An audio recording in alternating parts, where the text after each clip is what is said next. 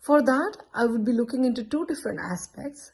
One is in regards to the industries and one is in regards to the citizens. In regards to the industries, it would be appreciated once the city staff meets with the industry leaders and industry people one-on-one to find out what their concerns are and how those concerns can be resolved. And these aspects can also help with the purchasing, common buyers, common suppliers, and help with that to improve the economy of scale.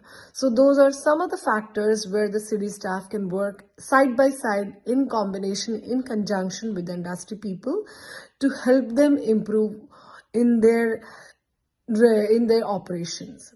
In regards to the citizens, we would like to have the city staff meet with various different city groups to find out what their concerns are and then accordingly take appropriate actions to help resolve those concerns. The city staff should also work on improving their soft skills, their interpersonal skills, their communication, team building, and personalities. Levels of service need to reflect the social and economic goals of the community. Brockville is a regional services centre with a high concentration of workers in healthcare, transportation, and a significant manufacturing sector. Tourism is another labour-intensive and important industry for the regional economy.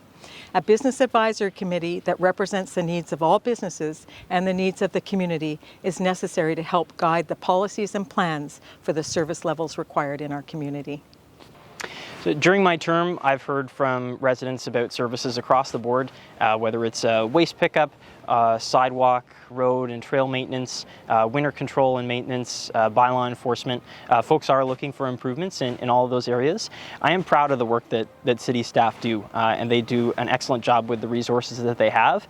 I want to make sure that we're not asking them to do more with less. I want to support our city staff, make sure that they have the resources and training and additional staff where needed in order to deliver those services effectively. A big part of that equation is getting back to our staffing levels that we were at before the pandemic. It's something that we still need to do, and as we have that conversation, we can then talk about how to improve service levels. That's going to need to start right with the 2023 budget. The new council is going to have to hit the ground running straight after the election. I hope I can be at the council table to have those discussions and hit the ground running for residents. What we need to do is sit down with everybody in all our various services and people that are involved in this and get some word on exactly how we're running it and see how we can improve upon it all, because it's not a hard job to sit down and talk to the boots on the ground people to find out what we can do to improve our relationship with our community.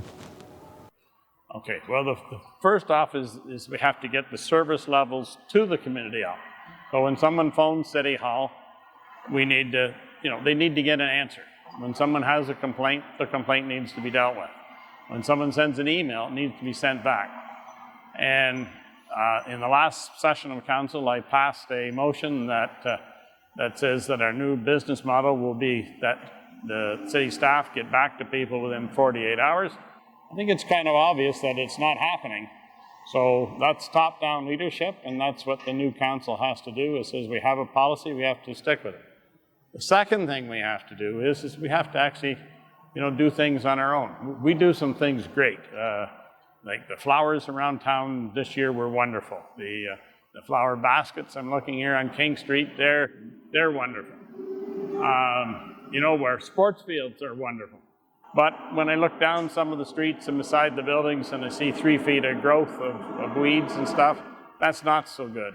When we have roads that have potholes in them or things, we can improve on that. We can improve on, we're here on King Street, I can see our interlocking paving stone has cracks in it and pieces have shaled off. We need to get better at that. I think we are going to have to work harder and faster.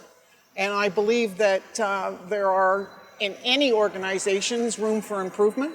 I am not sure how long it takes to get things passed through council. I'm sure that my colleagues would know that. However, I think a 2-week turnaround time to answer anybody is important. I have heard when I've traveled around the city here that emails have gone out, questions have been asked, and responses have not been sent out. And I think it's only common courtesy if you send an email with a question that you get a response, even if it's, I'll get back to you. So that's a start.